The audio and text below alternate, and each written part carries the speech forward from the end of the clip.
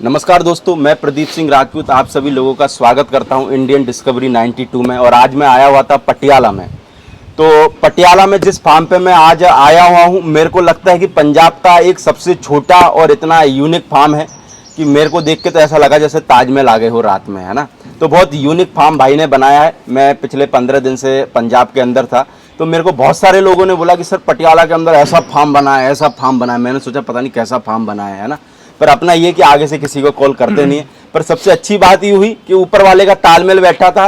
मैं दिल्ली जाने वाला था, भाई का अर्जेंट फोन आया, तो मेरे को भी एक जिज्ञासा था कि मैंने कहा यार लोगों ने इतना तारीफ की है तो क्यों ना अपन इस फार्म को भी कवर करें। तो आज हमारे साथ में इस फार्म के ओनर मौजूद हैं। तो मैं सबसे पहले चाहूँगा सर अपना एक बार नाम बताएं, फार्म का नाम और अपना जो फार्म है उसकी लोकेशन क्या है। नमस्कार प्रदीप भाई। नमस्कार दोस्तों, मेरा नाम राजदीप सिंह चौहान है जी। हम WJ स्टड फार्म पटियाला से। तो पटियाला में सर हमारा फार्म है। ये पटियाला में फोकल पॉइंट इंडस्ट्रियल एरिया है जो उसकी बिल्कुल बैक साइड पे हमारा रेजिडेंस है और रेजिडेंस के साथ ही ये हमारा फार्म है। तो अपने जो फार्म का क्या नाम बताया आपने? WJ stud farm. ओके, तो इसका मतलब क्या है? यानी कि फार्म का नाम कुछ ऐसे भी रख सकते थे जैसे आपके पंजाब में रहता है Brar stud farm, Dhillon stud farm. तो ये नाम के पीछे क्या लॉजिक है? प्रदीप भाई, ये जो नाम है ना WJs, ये हमारी फर्म का बेसिकली हमारा नाम है। तो W से हमारे प्रदीप भाई मेरे परदादा जी का नाम है सरदार वस्ता सिंह, और J से मेरे दादाजी का नाम शुरू होता है। तो उन दोनों के नाम के इनिशियल्स को जोड़ के हमने ये बनाया था WJs, और उन्हीं के नाम से हमने ये रखा था WJ स्टड फार्म। तो भाई जैसे कि अपना फार्म मेरे को लगता है कि नया ही है, जिस तरीके से लोग बोलते हैं अभी बोल रहे हैं जी। तो कैसे एक अपना देखो उद्देश्य जो है घोड़ा घोड़ी दिखाने का नहीं है। मैं जो भी देखने वाले लोग हैं उनको सबों को क्लियर करता हूँ। मेरा उद्देश्य है कि नए लोगों को क्या दिक्कत आई और क्या सावधानी लोग रखें जी। क्योंकि आजकल आपको पता है कि मार्केट, घोड़ा मार्केट बहुत ईमानदारी वाला मार्केट चल रहा है ना, और ईमानदारी वाले मार्केट में लोगों को दाव पेच सिखाना बहुत जरूरी हो जाता है। तो आज आपने जो नए लोग, आप जो बात बोलोगे वो सारी बातें आज नए लोग सुनने वाले हैं, उनको एक आइडिया मिलेगा जी। अगर आप लोगों को झूठी जानकारी दोगे तो मेरे को लगता है कि लोग झूठी जानकारी लेंगे, और अगर आप ईमानदारी के साथ में जानकारी दोगे तो लोगों को एक अच्छी रास्ता मिलेगी, है ना जी। तो और आपका जो फार्म है वो तो हम लोगों को लास्ट में एक बार विजिट कराएंगे। तो मैं जानना चाहूंगा इस घोड़ा लाइन में आप आए कैसे, यानी कि कैसे लगा कि घोड़ा लाइन में, क्योंकि देखो आप, मेरे को लगता है कि आपने जैसे मेरे को बताया 2-3 साल में आप आए हो जी जी जी। तो सब्जी वाली लाइन में भी आपने ये यूनिक आइडिया निकाला और फिर घोड़े का भी आइडिया आया, तो कैसे क्या हुआ? ये बेसिकली प्रदीप भाई ये घोड़े रखने का आइडिया भी लॉकडाउन में ही आया। अभी हमें 1.5 साल हुआ है घोड़े रखते को। पहली घोड़ी हमने 2021 में जनवरी में मुक्तसर में जो मंडी लगती है हर साल, पहली घोड़ी हमने वहां से ली थी। तो उसका भी प्रदीप भाई अगर मैं आपको बताऊं तो हमारे घर में, हमारे परिवार में, मैं ऐसे आपको बोल दूं, मेरे को बहुत पता था घोड़ों का, मेरे को शौक था। हमें पता भी नहीं था, हमारे में से किसी ने भी घोड़ों को कभी पास से भी नहीं देखा था। बिल्कुल ही कुछ पता नहीं था। लॉकडाउन में हमारे पापा ने हमारे साथ एक दिन, हम वैसे ही बैठे थे, चलो हमें बताने लग गए कि जैसे हम बेसिकली हमारा बैकग्राउंड पाकिस्तान से है, हम लायलपुर से हैं। तो हमें बताने लगे कि हमारे बड़े बुजुर्गों के पास वहाँ घोड़े थे, तो वो घोड़ों की वजह से काफ़ी मशहूर थे। तो वैसे एक उन्होंने हमें बोला कि यार चलो हम भी एक घोड़ी रखते हैं। तो वहाँ से एक प्लान बना, वहाँ से हम फिर मुक्तसर गए। कोइंसिडेंटली उस टाइम पे मंडी का टाइम था, तो हमने कहा चलो वहाँ पे देखते हैं जाकर के क्या होता है। तो वहाँ पे फिर हमने अपनी पहली घोड़ी खरीदी थी पिछले साल। तो जो घोड़ी आपकी, जो सबसे पहले जो घोड़ी आपने खरीदी वो अभी हमारे सामने खड़ी हुई है जी। तो मैं जानना चाहूंगा इसकी डिटेल के बारे में बताएं। और आपको तो कोई आइडिया था ही नहीं, तो ये पहली घोड़ी मंडी से खरीदी कैसे आपने? ये प्रदीप भाई हमें बिल्कुल, जैसे मैंने आपको बताया, हमें कोई नॉलेज नहीं थी। हमारे यहाँ पे ना, जहाँ सबरा यहाँ है तरन तारण के पास, जहाँ जसबीर भाई हैं हमारे, जिनके पास शान घोड़ा था, बिल्कुल वो हमें जानते हैं। तो हमने उनसे बात की, तो हम उनको साथ में लेके गए। चलो उन्होंने हमारी मदद की, उन्होंने हमें ढूंढ के दी घोड़ी, उन्होंने हमें दिलवाई। तो ये जो घोड़ी आपके सामने है, इसका नाम है साहिबा। हमने इसका नाम रखा था साहिबा। और ये नुकरी घोड़ी है प्रदीप भाई। अभी इसकी एज 6.5 साल के करीब, इसके 6.5 साल के करीब जी। 63 इसकी हाइट है जी। और ये नूरा बाकरपुर है जी, जो लेजेंडरी स्टैलियन है नुकरों में, उसकी डायरेक्ट ये बच्ची है जी। नूरा घोड़े की बच्ची है ये साहिबा जी। तो ये जब आप फार्म पे लेके आए थे तो कितने मंथ की थी और कितना टाइम इस जो घोड़ी को है आपके फार्म पे हो गया है? ये प्रदीप भाई अभी इसको 1.5 साल हुआ है जी हमारे पास। 1.5 साल हो गया? अभी इसको 1.5 साल हो गया। जनवरी में 2021 में हम इसको लेकर आए थे, तो अभी 2022 जून चल रहा है। तो इसको 1.5 साल हो गया हमारे पास। तब ये प्रदीप भाई 3 महीने की प्रेग्नेंट थी जब हमने ली थी। ओके। तो ये हमने अमृतसर के जेलर साहब थे अर्शदीप सिंह गिल, वो उनके पास थी। उनका घोड़ा था एक अल्लाह रखा 70 इंच का घोड़ा उनके पास, बिल्कुल। उन्होंने उससे इसको सुबर किया था। तो 3 महीने की ऑलरेडी ये प्रेग्नेंट थी, तो इसने आके फिर सितंबर में हमारे पास एक बच्चा दिया था। ओके जी। तो जब घोड़ी घर पे आई होगी आपके, तो कैसा रिस्पॉन्स था घर पे? यानी कि पहले तो आपके घोड़ा घोड़ी थे ही नहीं। जी जी जी। तो और रहने का भी जुगाड़ नहीं होगा, लगता है मेरे को घोड़ा घोड़ी होगा। तो कैसे मैनेज करा वो सब? ये प्रदीप भाई, हम जैसे जब मुक्तसर में हमने घोड़ी ली तो हम तो पहले वापस आ गए थे। तो हमने जसबीर भाई को बोला और हमारे वहाँ पे जो हमारे थे जानकार, हमने उनको बोला कि भाई आप इसकी ट्रांसपोर्टेशन में हमें मदद कीजिए, हमारे यहाँ घर तक पहुँचाइए। तो चलो उन्होंने हमारी मदद की।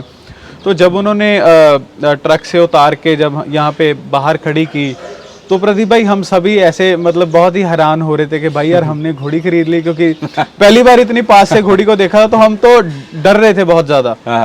हमें तो ऐसा लग रहा था कि भाई यार इतना बड़ा जानवर है, कहीं मारवार ही ना दे। तो काफ़ी हम डर रहे थे और सभी चलो खुश भी थे, और सेम टाइम पे एक डर भी था कि यार कभी जानवरों का एक्सपीरियंस नहीं है, कभी हैंडल नहीं किया, तो कैसे करेंगे, ना कोई रहने का जुगाड़ था। तो प्रदीप भाई हमने फिर रातों रात, हमारे पास जैसे गाय भैंस का हमारा पहले से डेयरी फार्म का हमारा काम है, तो हमारे पास जगह तो थी। तो हमने टेम्परेरीली वहाँ पे 1-2 दिन रुकाया। तो फिर हमने बाहर जहाँ अभी हमारा फार्म है, तो तब हमने क्या किया था कि फार्म नहीं था पहले, हमने सिंपल लोहे के साथ एक रेलिंग डाल के 4 चुफेरे, उसके अंदर एक शेड डाल के उसके अंदर फिर इसका किया था रहने का बंदोबस्त। ओके। तो वहाँ से हमने फिर प्रदीप भाई शुरू किया। तो जैसे कि इस जो घोड़ी का बच्चा आप बता रहे हो कि 1.5 साल आपके फार्म पे इस घोड़ी को हो गया, तो घोड़ी का बच्चा भी है? नहीं प्रदीप भाई, बच्चा अभी नहीं है। बच्चा अनफॉर्चुनेटली जनवरी में बच्चे की डेथ हो गई थी, अभी वो 4 महीने का था जब। तो क्या हुआ था आखिर बच्चे की, यानी कि किस वजह से हो गई? यानी कि आप नए थे इस वजह से? कह सकते हैं प्रदीप भाई, मैं तो यही मानता हूँ कि हम नए थे, और जो एक्सपीरियंसेस हमारे साथ तब पहली बार ही हुए, तो हमें तब इतनी नॉलेज नहीं थी, तो हम उस चीज़ को हैंडल नहीं कर पाए। तो उसकी वजह से हमने उस बच्चे को खो दिया। एक्चुअली उसे कॉलिक की प्रॉब्लम हो गई थी। तो उस बच्चे के बारे में आप मेरे को डिटेल से बताओ कि 4 महीने की क्या जर्नी रही आपके फार्म पे उस बच्चे की, और आपको क्या लगाव था उस बच्चे से, और बच्चे के जाने के बाद में कैसा फील हुआ? प्रदीप भाई, जब हमारे पास घोड़ी आई थी तो हम उसी दिन से बहुत एक्साइटेड थे कि यार चलो ये काम हमें थोड़ा आसान हो गया कि चलो घोड़ी ऑलरेडी प्रेग्नेंट है, हमें कुछ करवाने की ज़रूरत नहीं है, तो बस इसको पाल कर सेवा करनी है। तो हम करते रहे। और जब सितंबर का महीना आया, जब हमें पता था कि अब इसकी डेट आने वाली है, तो हम काफ़ी प्रदीप भाई एक्साइटेड थे उस टाइम पे कि यार हमारे घर पे बच्चा आ रहा है पहला। तो जब इस बच्चे का जन्म हुआ तब मैं यहाँ पर नहीं था, मैं तब इंग्लैंड में था। तो रात को मैं वीडियो कॉल पे था अपने भाई के साथ। जब उसने बच्चे ने जन्म लिया तो मैंने वीडियो कॉल पे उस बच्चे को देखा।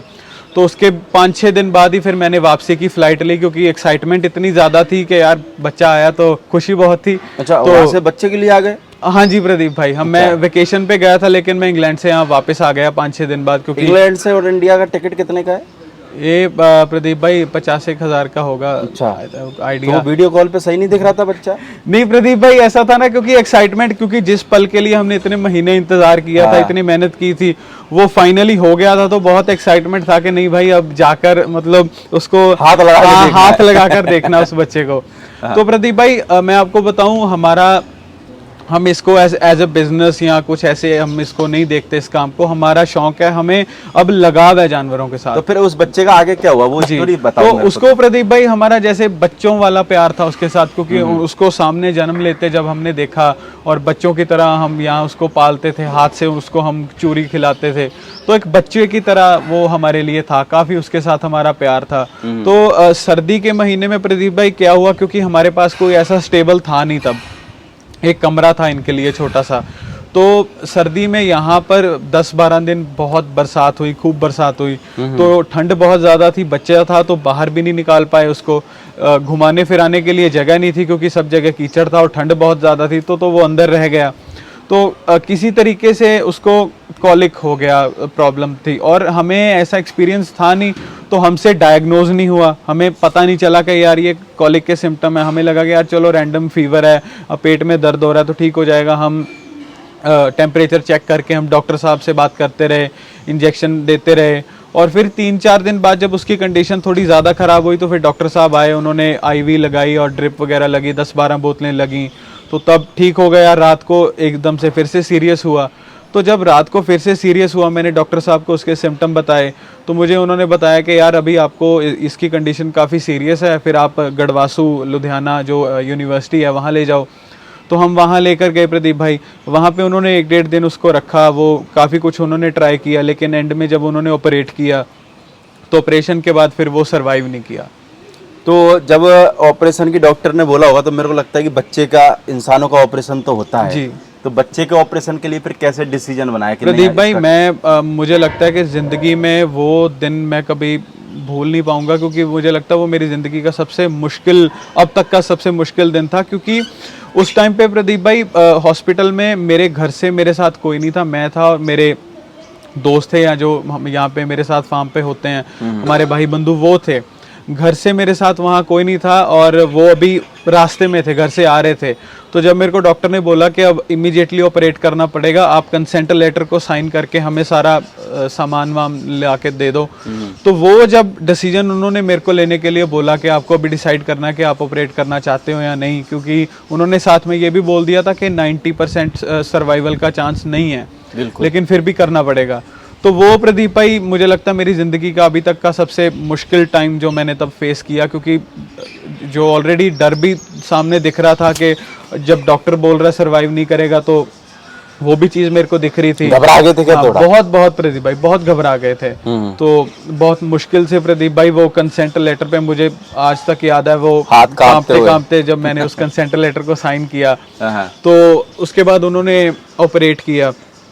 तो जब ऑपरेशन थिएटर के बाहर डॉक्टर साहब आए, काफ़ी सीरियस उनका फेस था, तो प्रदीप भाई उन्होंने मेरे को बोला कि एकदम बता दिया था क्या? एकदम बता दिया था उन्होंने। मुझे बोला कि नहीं, आई एम सॉरी। उन्होंने बोला कि इसके अंदर काफ़ी ज़्यादा सिस्टम इंटरनली काफ़ी ज़्यादा डैमेज हो चुका है, अगर हम इसको एनेस्थीसिया से, हम जब इसको होश आएगा तो ये तड़फ के मर जाएगा, तो उससे अच्छा है कि हम इसको इंजेक्शन के साथ पीसफुली हम इसको कर देते हैं। तो मेरे को उन्होंने बोला इट्स अप टू यू, फिर से उन्होंने मेरे पे छोड़ दिया कि, तो ऑब्वियसली मेरे पास ऑप्शन नहीं था, क्योंकि हम तड़फ के भी उसको देख नहीं सकते थे। अपने घर का बच्चा था और 4 महीने उसको इतना प्यार किया था, तड़फता उसको हम देख नहीं सकते थे, तो एक ही ऑप्शन हमारे पास बचा था। तो मेरे को याद है जब मैं ऐसे अंदर गया साइड डोर से, मैंने डॉक्टर साहब को बोला कि डॉक्टर साहब, मैं बोल भी नहीं पाया, मैं सिर्फ हाथ से उनको ऐसे इशारा किया कि, क्योंकि अटैचमेंट बहुत ज्यादा हो गया बिल्कुल।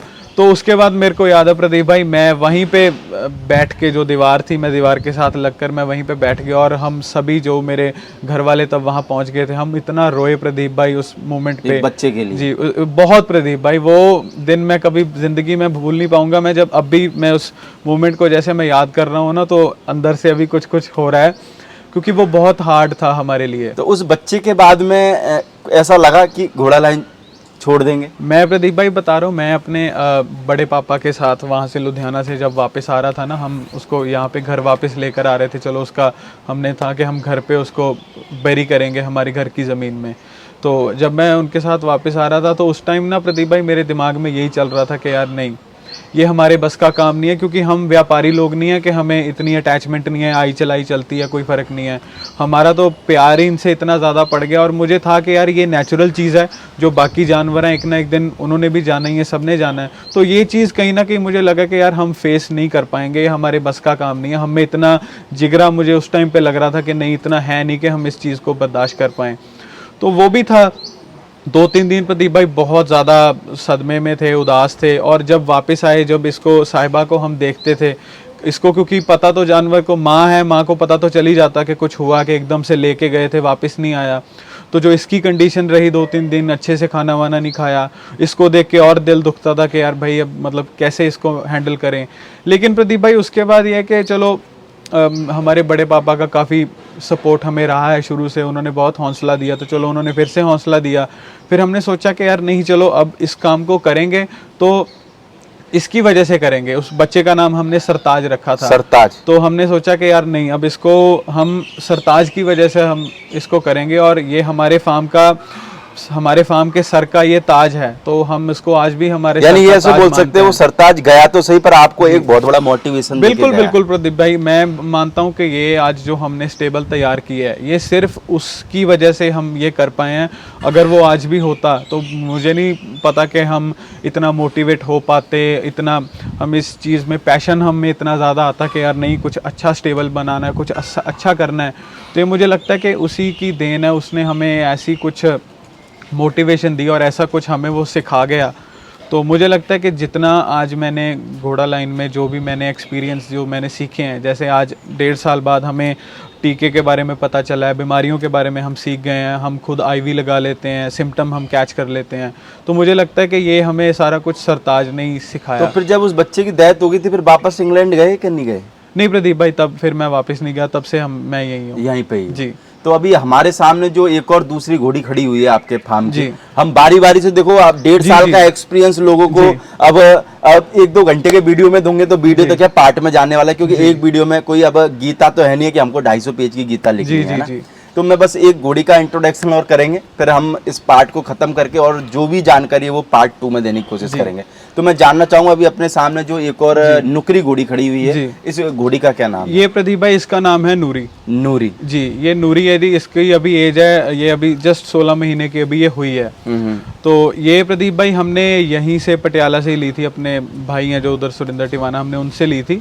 ये तब हम उनका फार्म विजिट करने गए थे, जस्ट वैसे ही हमें था कि यार चलो जान पहचान बनाते हैं, आसपास के लोगों से कभी ज़रूरत पड़ती है तो हम वहाँ उनका विजिट करने गए। तो तब उन्होंने हमें सारी अपनी कलेक्शन दिखाई, एंड में उन्होंने ये निकाली, तब ये 6 महीने की थी। तो पता नहीं प्रदीप भाई क्या हुआ कि जब हमने इसको देखा, मैं था, मेरा बड़ा भाई गुरदीप वो था, हम दोनों थे, हमें दोनों को ना एक अलग सी उसके साथ एक अटैचमेंट सी महसूस हुई। बहुत यानी ऐसे बोल सकते हैं देसी लैंग्वेज है कि प्यार हो गया। हाँ बिल्कुल, दिल को लग गई वो पहली बार में देखते, मासूमियत उसके चेहरे में कुछ ऐसी थी। बिल्कुल। तो हम घर आए वापस, रात को हमने पापा से बात की कि हम देख कर आए थे ऐसा, तो एक घोड़ी हमें पसंद आई है। तो उन्होंने बोला अगर आपको पसंद है तो आप बात कर लो। तो हमने उनको, भाई को हमने फ़ोन किया, हम उनके पास गए, तब हम इसको लेकर आ गए। तो हाइट और उम्र क्या है इसकी अभी? इसकी प्रदीप भाई अभी जस्ट 16 मंथ्स की ये हुई है, अभी 60 टच कर गई है जी। अभी 60 ये हो गई है। और ये यहाँ पे अपना